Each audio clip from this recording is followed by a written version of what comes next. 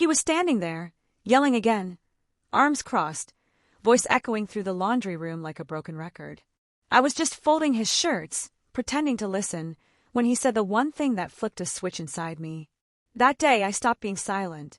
And while he had no idea, I quietly planned something so small, so harmless, yet so poetic, that it haunted him for months. If you've ever done everything for someone who didn't appreciate you, if you've ever been made to feel invisible or unworthy, this story is for you. Hit that like button, subscribe, and get ready for one of the most quietly satisfying revenge stories you'll ever hear. Many years ago, I was married to a man who believed the world revolved around him. Let's call him Mark. Mark was the kind of person who could find fault in sunshine. If dinner was perfect, it was too hot. If I folded his shirts, they weren't folded the right way. If I spoke up, I was overreacting. I spent years walking on eggshells, trying to keep peace in a home that never truly felt peaceful.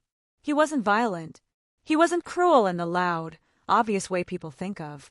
His cruelty was quieter, words that chipped away at confidence, sighs that made you feel small, and constant comparisons that made you question your worth. To make things even more complicated, Mark was allergic to, well, practically everything. Dust, pollen, perfumes, and especially dryer sheets. His allergies were so bad that even the scent of one could make him sniffle for days. He was convinced his mother used them when he was a child because, according to him, she made my clothes softer, you should do the same. But when I actually asked his mother, she laughed and said she never used dryer sheets because he was allergic to them. When I told him that, he just shook his head. You must have misunderstood her, he said. She probably didn't tell you the right brand. He always had to be right, even when proven wrong. It was one of those ordinary afternoons that slowly turn extraordinary, the kind you never forget.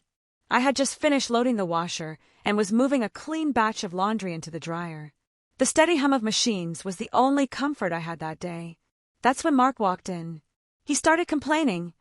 I can't even remember what about anymore. It could have been the way I folded his towels, or maybe the lunch I made.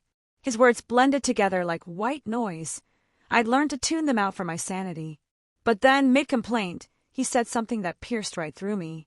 He looked me dead in the eye and said, "You know, I probably should have married your cousin instead. She actually knows how to take care of someone." For a second, the world went silent. If you've ever been compared to someone, especially someone in your own family, you know how deep that cut can go. It wasn't just an insult. It was a reminder that in his eyes, I was never enough. Something inside me snapped. Not loudly, not violently, but with quiet, perfect clarity. I remember staring at the laundry cabinet. Inside were several boxes of dryer sheets, the ones he kept buying, just in case he found one that magically didn't trigger his allergies. He was allergic to all of them, of course. As he stood there, still talking, still complaining, my eyes drifted toward those boxes. And then the thought came. A small, quiet thought that made my heart beat just a little faster. I didn't raise my voice. I didn't argue. I just opened one of the boxes, pulled out a handful of those perfume sheets, and tossed them into the dryer with his clothes. He watched me do it. He didn't even question it. He was too busy hearing himself talk. That was the moment, my turning point. I decided if he was going to make my life miserable for no reason, maybe it was time the universe gave him a little reminder that words have consequences. For the next few loads, I kept at it. Every batch of laundry he owned, shirts, sheets, socks, got their fair share of dryer sheets. The smell in the house changed subtly over the next few days, sweet, flowery, and soft. He didn't notice at first. He was too busy complaining about everything else. But that night, poetic justice arrived right on schedule. We went to bed like usual. I was silent, pretending to read a book while he mumbled about his day. The scent of clean clothes filled the room, and within minutes, I could hear it start. The sniffles, the sneezes, the snorting, that telltale sound of his allergies flaring up. He rolled over, groaning. Must be the weather. I nodded, keeping my face neutral, my heart calm. Inside, I felt something I hadn't felt in a long time, peace. For the first time, the noise wasn't coming from me defending myself. It was him, wrestling with the results of his own stubbornness. Of course, one night wasn't enough. Over the next few weeks, I kept forgetting to take out the dryer sheets. Every single load got them. And with every sneeze, every sniffle, every irritated scratch, my sense of calm grew stronger. He never suspected a thing. Not once. He even blamed his coworkers. Someone at work must be wearing a new cologne. Meanwhile, I just folded his clothes, smiled politely, and said, "Maybe you should rest more." Sometimes, the sweetest revenge isn't loud or cruel. It's quiet, patient, almost invisible.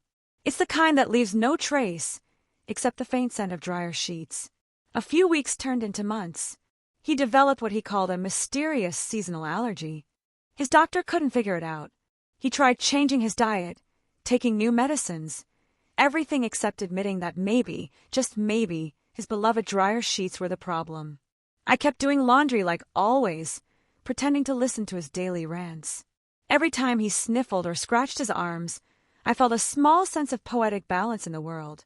It wasn't revenge born from hatred. It was a quiet reclaiming of power.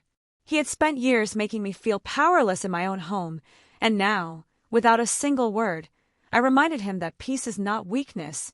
It's patience in disguise. Eventually, after months of sneezing and complaining, the last box of dryer sheets was finally empty. I stopped using them after that. His allergies faded, and life went back to its usual rhythm. But something in me had changed.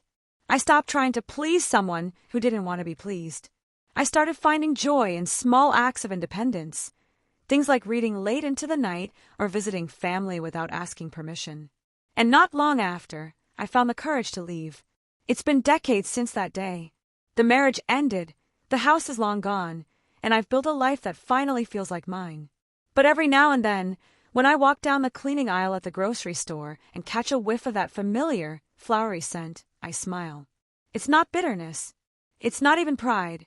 It's a quiet reminder that sometimes justice doesn't come in big, dramatic gestures.